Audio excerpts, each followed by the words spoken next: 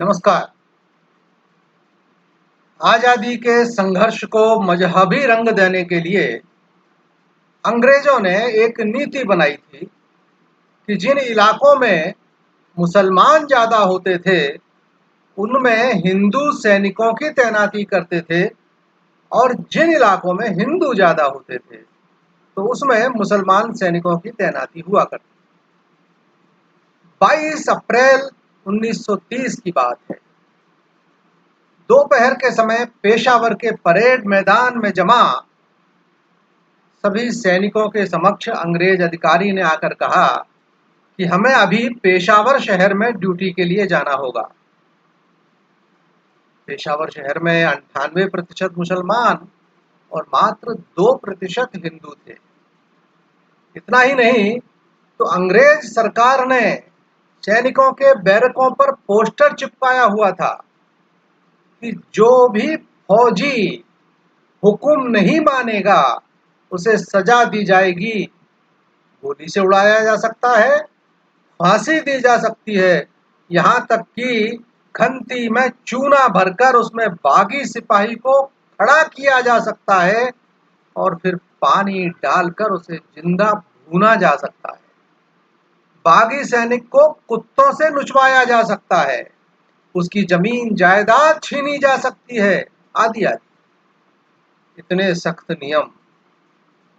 इसके बाद भी गढ़वाली सैनिकों के मन में विद्रोह की आग सुलग रही थी। उन्होंने अंग्रेजों का साथ न देने का मन बना लिया था। पेशावर के किस्सा खानी बाजार में 20,000 के करीब खान अब्दुल गफ्फार खान, जिन्हें सब सीमांत गांधी के नाम से जानते हैं, उनके लाल कुर्ती खुदाई खिदमतगार निहत्थे आंदोलनकारी विदेशी शराब और विलायती कपड़ों की दुकानों पर धरना देने के लिए आई हुई थी। एक गोरा सिपाही बड़ी तेजी से मोटरसाइकिल पर भीड़ के बीच में से निकलने लगा, जिससे कई व्यक्तियों को चोटें आईं। भीड़ ने उत्तेजित होकर मोटरसाइकिल में आग लगा दी। अंग्रेज अधिकारी कैप्टन रैकेट ने उत्तेजित होकर कहा, गढ़वाली 3 राउंड फायर। जवाब में चंद्र सिंह गढ़वाली की आवाज गूंजी, गढ़वाली सीज फायर। गढ़वाली सैनिकों ने गोली चलाने से मना कर दिया। हम निहत्थे लोगों पर गोली नहीं चलाते। सभी 72 सैनिकों को बंदी बनाकर वापस बैरकों में लाया गया। 13 जून 1930 को एबटाबाद मिलिट्री कोर्ट में हुए कोर्ट मार्शल में हवलदार मेजर चंद्र सिंह को आजीवन कारावास, सारी जायदाद जब्ती की सजा सुनाई गई। 7 सैनिक सरकारी गवाह बनकर छूट गए। बाकी 60 में से 43 सैनिकों की नौकरी, जमीन जायदाद सब खत्म हो गई। चंद्र सिंह 26 अक्टूबर 1941 को 11 साल 8 महीने की कैद काटकर ही छूटे। लेकिन छूटते ही 1942 के भारत छोड़ो आंदोलन में फिर से जुड़ गए। फिर से 7 साल की सजा इस केस में भी मिली। अंततः 22 अक्टूबर 1946 को गढ़वाल वापस लौटे।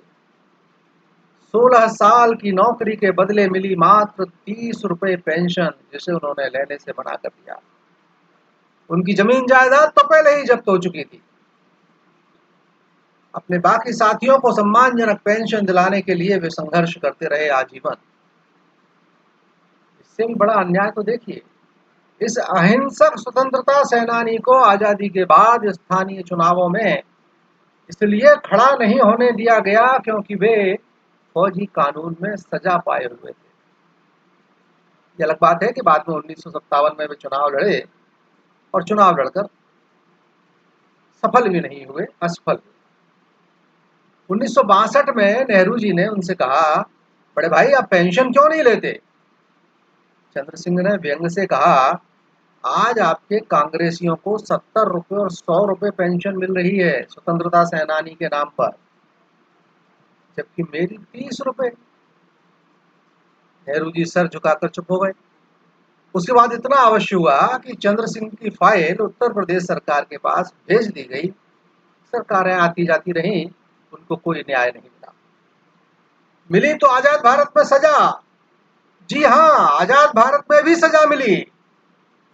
सन 1948 में टिहरी में राजशाही के खिलाफ लड़ने वाले अमर वीर नागेंद्र दत्त सकलानी के शहीद हो जाने के बाद वीर चंद्र सिंह गढ़वाली ने टिहरी आंदोलन का नेतृत्व किया और आजाद भारत में भी गढ़वाली जी को जेल में डाल दिया गया।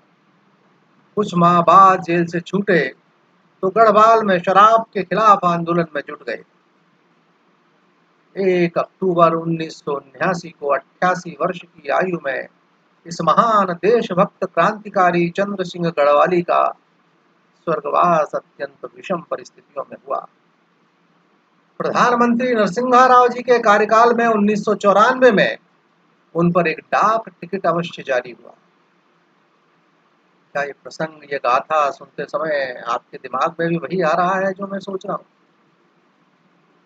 दे दी हमें आजादी बिना खड्ग बिना ढाल कहना, क्या गदर पार्टी, अनुशीलन समिति, MNH, रास बिहारी बोस, राजा महेंद्र प्रताप, कामागाटो पौरू, दिल्ली लाहौर के मामले, टकसाई कोर्ट मार्शल, चौरी चौरा कांड, नाविक विद्रोह, लाहौर कांड, चटगांव शस्त्रागार कांड, मद्रास बम केस, कुंटी कांड, काकोरी कांड, दिल्ली असेंबली बम कांड, क्या इन सब का अपमान नहीं है? अंग्रेज वायसराय की ट्रेन उड़ाने की कोशिश, होर्डिंग पर फेंका गया बम, सहारनपुर, मेरठ, बनारस, ग्वालियर, पूना, पेशावर, इन सब कांड जो क्रांतिकारियों ने किए थे और वस्तुतः जिनके कारण दहशत में आए अंग्रेज भारत से अपना बोरिया बिस्तर बांधने को विवश हुए थे, क्या इन सब का अपमान नहीं है वह गाना, दे दी हमें आजादी बिना खड्ग बिना ढाल? कांग्रेस से तो अगर पूछा जाना चाहिए तो यह पूछा जाना चाहिए कि आजादी के बाद भी भारत को ब्रिटिश कुनबे अर्थात कॉमनवेल्थ में क्यों रखने को मंजूरी दी गई? आखिर यह गुलामी की छाया नहीं तो क्या है? आजादी का अमृत महोत्सव मना रहे हैं तो इन सवालों पर भी विचार करने की आवश्यकता है बंधु। नमस्कार।